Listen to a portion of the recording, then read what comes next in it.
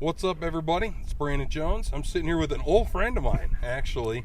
How you doing, man? Doing Introduce good. yourself to everybody. Chief Hunter, Yep. as they call you. There we go. Yep. My name's Hunter Harlen. I'm the training section chief with the Rapid City Fire Department. Been here for about 20 years. I'm a transplant, but this is my home now. So Yeah. very blessed to be here. Where are you from originally? I'm originally from Tennessee, right outside Nashville, a town called Ridgetop. Yeah, can't even tell. No, I know it. I hear it all the You time. sound like a Dakota right away, like you're from. Just kidding. No. Yeah.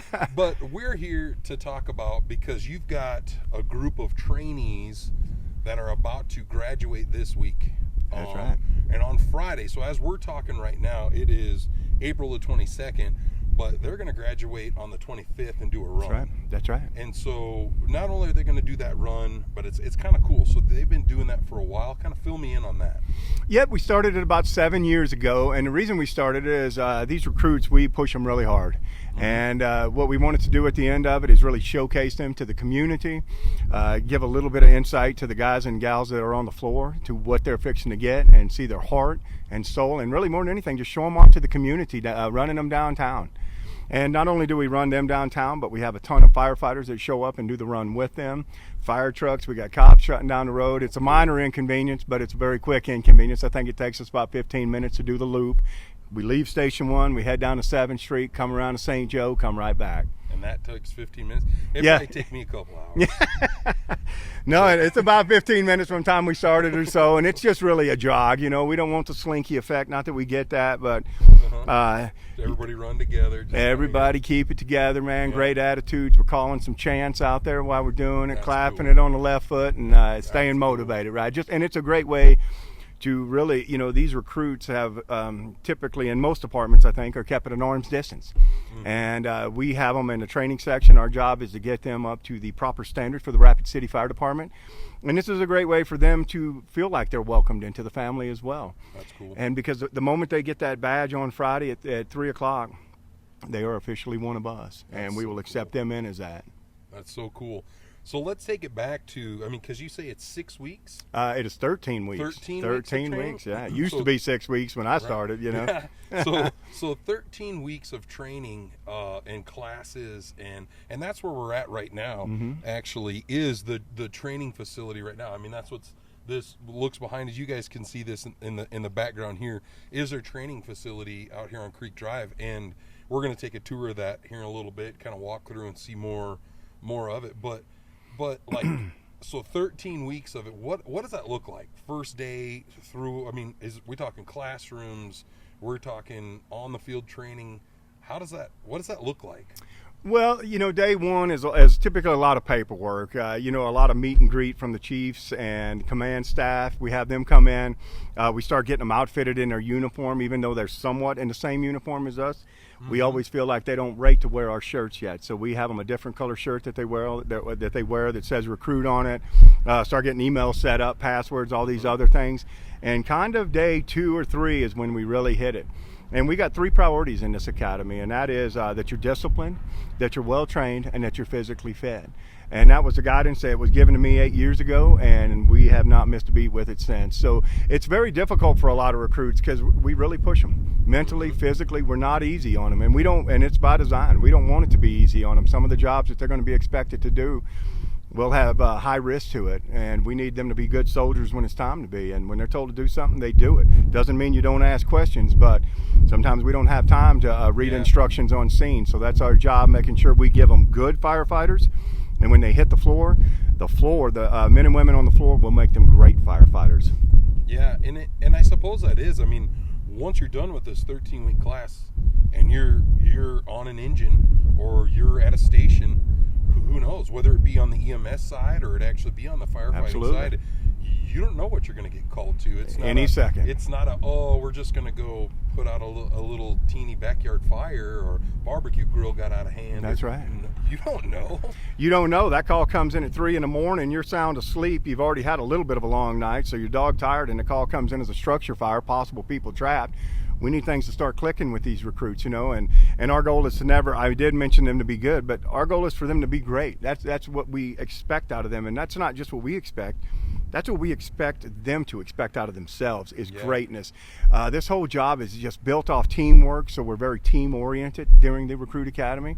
When one gets in trouble, they all get in trouble. When one gets praised, they all get praised. They are one team, no different than when you're riding an engine, a truck, a squad, whatever it is. That's cool. Yeah. That's cool. It's cool to hear about that. So how many people are in this current group? So we started with 10, and now we have 8. So not too uncommon for us to lose 1 or 2 along the way. Again, we do have standards, and if you don't make it, it's not personal, it's business at the end of the day. Right. The way that all the instructors look at it, and myself certainly, is this community deserves the very best we can give them, and that's what we plan on doing every time we start one of these. That's cool. So here in a little while, we're going to walk through and check this out. How long have you guys been at this location for as far as the training facility goes? Yep, we probably own this location for probably about 5-6 years, and the tower has been here for right at a year now.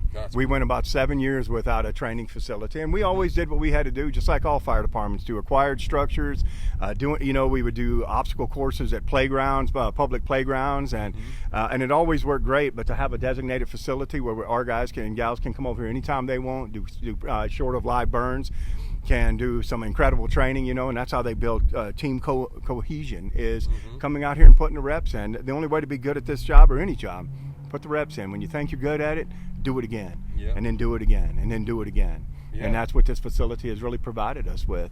I can really relate to that. I help coach baseball, and sports in general are kind of like that. It's repetition. Absolutely. Because like baseball especially, it's not every play you get a ball hit to you. You might be sitting in the outfield almost the whole game and never have a ball hit to you, but all of a sudden the game winner could be coming to you. The game winner coming at you, and it's the deciding play for that game that is hit to you, and it's because of you paying attention or not paying attention. That's right. Picking boogers or looking at dandelions, looking for crickets, butterflies, or whatever's going on. But you got to be paying attention in order to save that game. And in a way, I suppose that's a lot like being a firefighter. Is like, you could be just sitting around one afternoon, nothing's going on. All of a sudden, a family depends on you. That's right. And you know what? We are here to win. We are here to win every single time, and we will win every single time. So, and that's what we embed into the recruits too, is we are winners, man.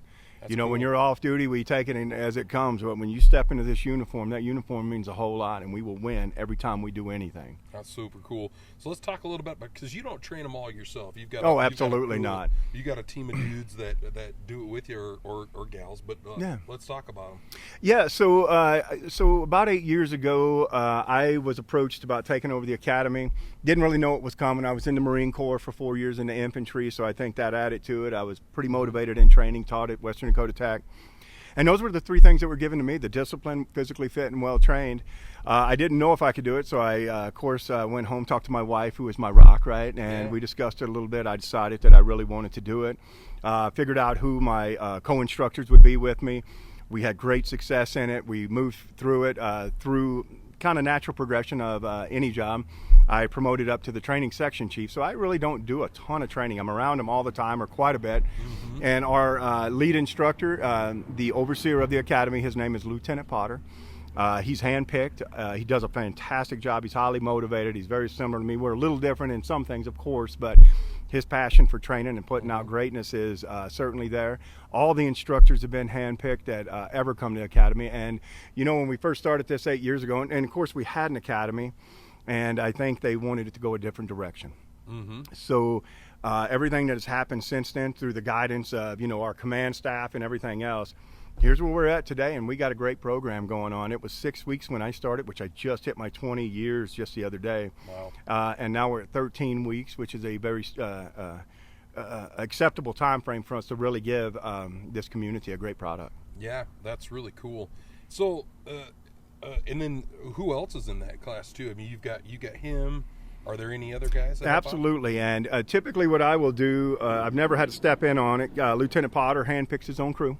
And there's never been any issues with that. So we have firefighter Notek, firefighter Coleman, firefighter Stevens as well. Sage Stevens was a firefighter for 10 years down in the Tampa Bay area. Wow. Ended up moving up here, got on with the fire department up here. He's been a great resource for us. We have firefighter Steen, who runs our PT, and I do know that you know Kyle. Yep, he's a great guy, does a great job, got a degree in it. We're trying to put all the right pieces in the right places. We PT them hard. We're always on them, always on them. We train them hard, and anytime they get out of line, we make sure we put them in line. Their job is to be great followers, and we tell them at some point in your career, you will most likely be leading. Now, what we learned years ago when I first took it over, we were really hard on them to the point where I hate to say we made machines, but we kind of did, right? And now we've taken a little bit different approach where we need thinkers as well, right? Don't just do what you're told, because what if I go down in a fire and you have to make the decisions on getting me out, resources needed, all these other pieces that have to go into it. So it's falling back. Yep. So we really kind of tweaked it just a skosh to make sure that they weren't just followers, and they had their own mind, and we're never scared to ask questions. You know, when I got hired, it was one of them shut your mouth, speak when spoken to, kind of a mentality. I mean, I worked, man, when I got hired, they were phenomenal people. They were incredible. No different than nowadays. It was a little different mentality, right? Just 20-year ago mentality. So we're very happy with the progress of these 8, the 8 that we have left. They're just doing their physical standards this morning. Watching it, it's good for my soul, because none of them sandbag. They push it till they can't push it anymore. That's and wild. You know, in our career, you need that mentality. You don't need it every day, most likely, but if you ever need it, you're gonna be glad you had that mentality. That's right. That's right. Well, so let's talk a little bit more about their training too. So it's a lot. Is it a lot of class, or is it a lot more in here? Is about 50-50? It's probably. You say 13 weeks. Are we talking throughout the day? Do these guys have jobs? They come in the evening, like what? Or is this their job? They come in at 7 o'clock in the morning. They're not welcome into the building until 6:30. That's when the doors open. The expectations is they get all their stuff ready, to include making coffee, making sure the rooms are clean, making sure their gear's laid out. We're ready to go at 07. And I don't mean 07:01 either. 07, our instructors walk into that door and it's on, and they get out at 4 o'clock. Wow. And then on the occasion, we'll do the night op. We just did it this past Thursday, where we were out here till 3 o'clock in the morning. And as we were kind of discussing earlier, it was snowing on us, raining on us, and all the instructors, it's kind of funny. We all looked at it as, it is perfect. This is exactly what we want.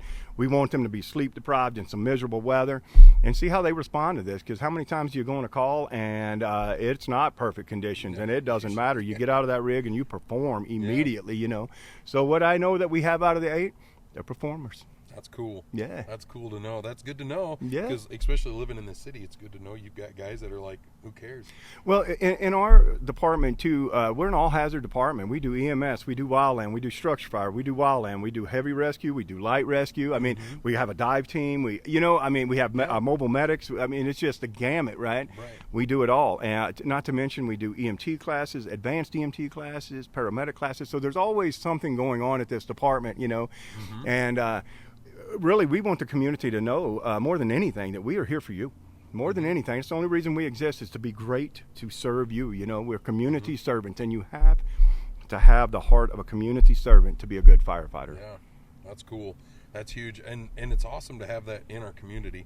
Here in a little bit, like I said, we'll be able to take a tour and look around this facility. You guys got how much land is this? This is 18 acres. 18 acres. So this is going to be, and you guys are just starting to kind of build up. Absolutely. What's going on here? So we'll walk around and talk a little bit more about that, of what this is probably going to be. But that's wild to think. So you've served here in Rapid City for how long? 20 years. 20 years. Yep, met a real pretty girl 30 years ago, and yeah.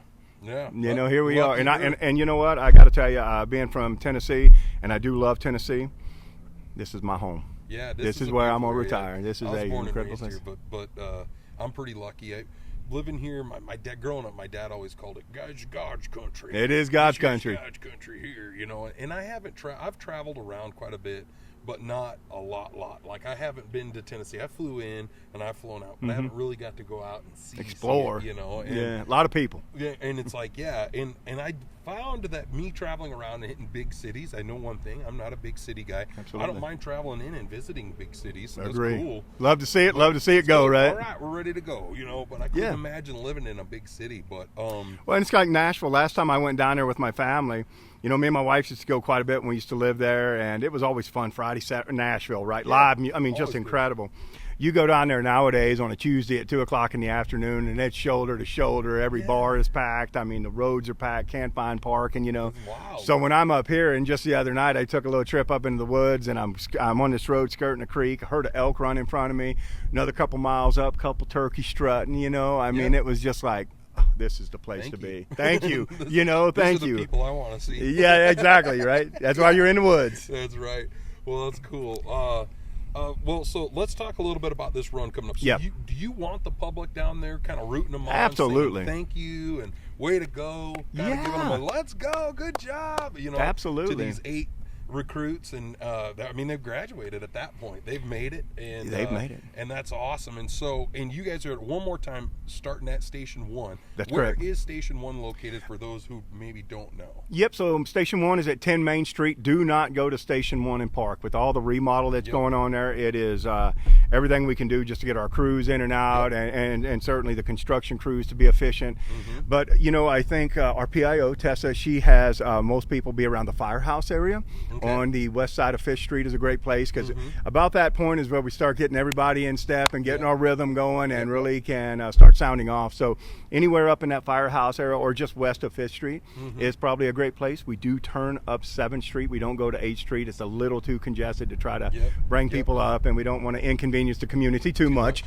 And head right back down St. Joe. I think it's just a little over a mile. I mean, it's real. We don't do it for their physical fitness. We do it just to say, here's the newest members of this department, and let's welcome them in. That's so awesome. You know, and I didn't mean to divert the last question about what does a day look like, but if you want, if you don't mind if I get back to that. Please do. So it's about 50-50, and really we have a book, and it's I don't remember how many pages, but it's probably about 2 inches thick, and we go through that whole book, and it's anything from throwing ladders to pushing lines to fire attack, fire suppression, I mean, it covers everything. And so we always review the chapter. They have tests, so it's just as much mental knowledge as it is physical, right? Okay. So usually, and there'll be days where they're in that classroom all day, and nobody likes that, right? But sometimes you got to do what you don't like doing. And then we focus on when we do get out here, then we can put almost whole days in out here, you know. And there are some half days out here, but I bet you we're out here 50% of the time. That's cool. Pushing these recruits, and they love it. They, you know, most of them have a smile on their face, even if we're not easy on them. They got this thrill about them, and I remember that thrill, being thankful, right? Like, hey, out of all the people that tested, I'm here.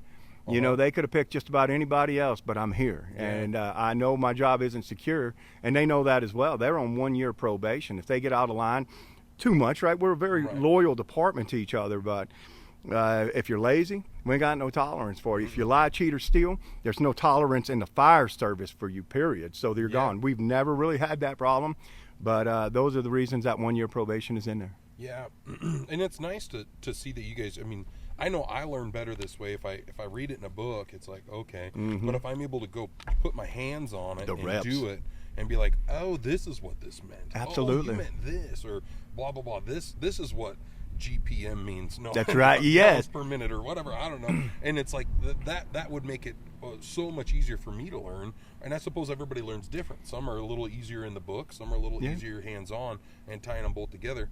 I know from a little bit knowing firefighters and being an EMT at one point that there's a lot. I mean, as a firefighter, you got to walk up to a building that you don't know anything about structurally. You don't actually know the blueprints of this building, but you've got to kind of understand by looking at it and analyze, like, okay, I'm guessing this is a 3-bedroom, 2-bath house, just judging by what you can kind of see. So you've got to kind of judge that. Or business, you walk up to a business like the ones we're looking at here and go, okay, I got to figure out a good point of entry. With the smoke's coming out over here, that doesn't necessarily mean the fire's over there. I got to figure out the easiest way for us to get in, safest way to get out. And I suppose that's And handle the problem, And right? And handle the problems, problem. yep. And that's another. That become part of the problem. That's right. We don't want an incident within an incident. So one of the big chapters that we cover is building construction, right? And we have the gamut here. We have balloon frame construction, platform. I mean, we have it all, right?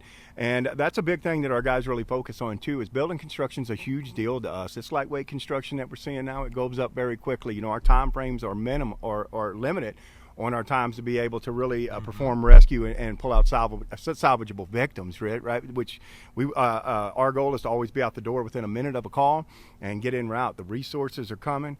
I just can't toot our department's horn enough about how well trained and committed these guys are to doing this. But yeah, building construction, you show up on scene, you're first on scene. 3 in the morning, you got 2 cars in the parking lot, not too many people standing outside. It's a split level home. You're naturally thinking where the bedrooms are. Again, time frames are telling you probably need to be focusing on the bedrooms, right, and heading straight to it. What's the best access? In the back bedroom, something, whatever. Yeah, right. Your mind is running, and what you can't replace in the fire service, even though these recruits have done a very good job, what I know you can't replace is experience, right? And I remember my first structure fire, and I think most people will always remember that, right? Or their first full of rest, and your heart is just pumping out of your chest. You're thinking, just don't let me screw up, kind of a thing, right? I want to do a good job. And that's where that experience comes in. These guys, it ain't their first rodeo. They've been on these calls. They've been on multiple fires. They've been on multiple car wrecks, keeping it calm and cool so the rest of the crew isn't getting worked up if you got a new guy. And we got as good officers as we've ever had, and I'd put them against about anybody in the nation. And if you talk to anybody from any department, they would tell you the same, right? Like, I love my department, man. This is my life, right? I mean, there's only one thing that trumps this department short of my, religion, and that's my family. And I've always said, and I think most firefighters are this way, I will make sacrifices with my family, but I will not sacrifice my family. And there is a difference in the two, Yeah, for sure. And we want grounded people. We want family-oriented people. We want that people that are just very grounded, man. And we don't need people going to the bar and talking about, I'm a firefighter, I'm this, I'm that, man. Nobody needs to know that, really. I mean, unless they're your friends and stuff, man. We need you to perform. Don't show off, show up. Yep, that's awesome. Yeah. Well, cool. Anything more you want to touch on with the run or with the training or anything like that? No, the run starts at 9 o'clock, and again, if they most people, you can be anywhere in that area, but I do not recommend being around Station 1 because you will not find a parking place, and it's just super congested. Root them on, come out, cheer them on. They've been through a lot. We're on our 13th week. They graduated. They get their badge at 3 o'clock on Friday. We do it at the Journey almost every time, which is a great place. They're always great neighbors to us for sure. And the minute they get that badge, Recruit Academy's over, because we address them as recruit. Their first name is Recruit, and their last name is what it is. And at that moment, we bring them into our family, and so cool. They are one of us. Well, cool. Well, let's go take a tour and look Let's around do it, this man. place and Yeah, check it out. let's Cool, do man. it. Thank you. All right, let's take a tour. So we're inside your guys', what do you call this thing? We call it our burn tower. This is Just our a burn training tower? center right here. Yeah. Cool. Let's go. So what is this room here? So this is our first floor burn room right here. We don't have lights in here for a reason. We get this thing, smoking hot. It's pretty dark. Yeah, and what we do with this room is we do live burns in here. We can do searches. Anymore, we light it up and we do searches during the burns. Obviously, we have an NFPA standard. It's 1403 that truly guides us through how this is supposed to go down. NFPA, you can fudge a little bit. NFPA 1403, we don't really fudge. We follow it to a guideline because there's consequences to our actions. So not a lot of light, not any light, short of opening up some windows. And then, so this is a 5-story, fifth story being on the very, very top, which is just a small room that you exit out. Are we going all the way up there? I would like to. Would you like to? Is there an elevator? Yeah. Hop on, Brandon. Just playing. Hop on. All right, let's go. I'm just kidding. All right. Yeah. So, in this tower, we got it up about a year ago. We have so many different opportunities with this thing. I mean, we got, confined space shafts that we can go all the way from the top floor. Outside, when we go up top, we have engineered anchors for rappelling or doing any kind of rope work. We got ventilation props built into here. At that point, man, we can do some killer search patterns up in here and put the reps in again. To get good, we got to put the reps in. Just about anything we want to do, we can do here. And we're not even done. This tower, even though the tower's done, we're planning on putting another one toward the back one day. That's more of a split level home style. That's mainly going to be for burning. This is our second floor burn room. And what I can do is just open this door real quick to give us some light.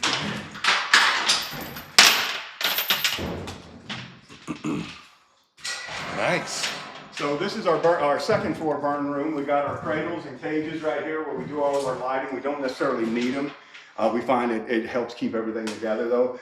All of these removable panels, every time you come in here, we'll have it looking different. You know, so you think you're like, oh yeah, this room looks like this. I know how this works. It's like you run into a wall or something. But we have TICs, thermal imaging cameras, so when they're coming in, they use that to guide them because typically flashlights don't do much good in a heavy smoked environment. We've got doors up here now that one of our training lieutenants has put in. So truly like a bedroom. We do a lot of VES into, which is vent, enter, search. VEIS, they got two names, isolate, search. So we have a window prop that we train on. There's no other way in. Mom's out there screaming, my baby's in that window. We can't get in through the downstairs. We ladder it, we VEIS it, vent it by taking the window, we enter. We isolate by closing the door for a little fire break. And then we search the room. I mean, to the point, and that isolate is a super important part to the point where they're like, go over the body and isolate that to give you 30 seconds. Because anytime you're trying to pull out somebody of me and your size, it is not that easy. I mean, it takes time. So that buys us a little extra time. That's cool. So this is cool. Other things that we can do up in here is, it's just the VES stuff. I mean, the list goes on and on. Anything that we can train on, we can do in here pretty much. And we do. So we'll head on up to the third floor. The third floor, we do have lights in the main room up there. And all these lights are waterproof. I'm glad we're told, we're going to find out soon. I'm glad we're taking a break at every floor.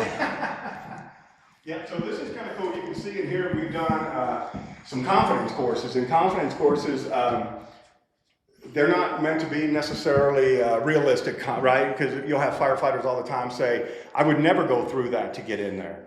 It's like, no, but who knows if the ceiling falls, the wiring's on you, false ceilings, all this other stuff, on what kind of obstacles you're going to see on the way out. So we have these panels.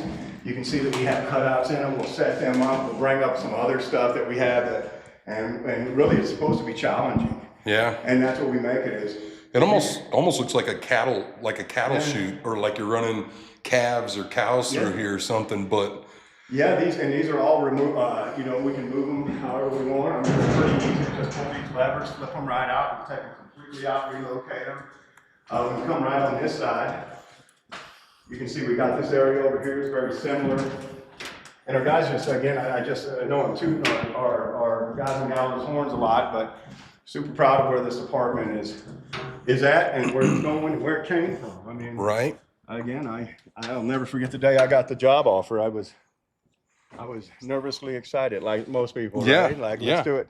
One of our ventilation props is right here, so we can come up here, do a little bit of flat cuts if we wanted to. Kind of nice. So haven't used this a whole lot, but we've used it some.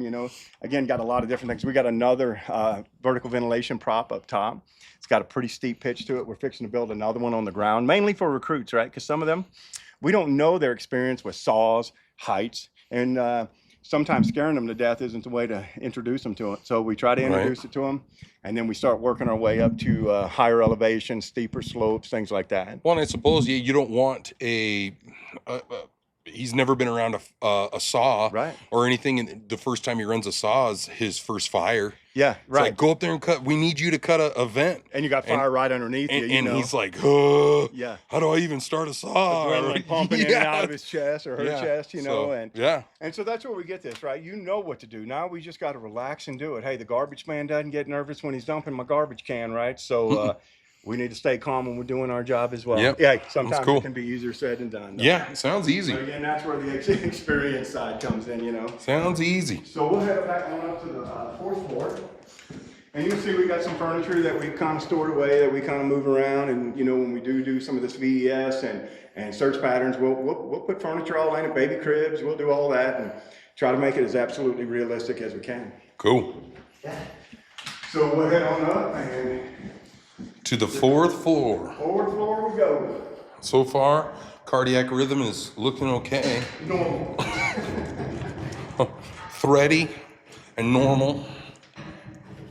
And then we have a combat challenge team that comes out here and trains a lot, and they're really a national team. They go and compete nationally, and pretty not uncommon to come out here, and those guys are out here getting with it, you know, for a couple hours. But yeah, this is the 4th floor. It's kind of similar to the other one. We have these breaching walls that we can call a sheetrock rack in case we have to move from one room to another because of absolute necessity. So we have that up in here. We have our vertical ventilation prop right out here. So you can see we're a little bit higher up. And I ain't about not scaring some recruits. Yeah. But I don't want them to be fearful. Does that make sense? I want to motivate them through it, not make them scared. Get them over their fear a little bit. Absolutely, absolutely. So you can see there's a little steeper pitch than your standard split level home or 412 pitch. So it works out really well as well. But use this quite a bit. Again, great training for not just recruits, but you know, anybody who can.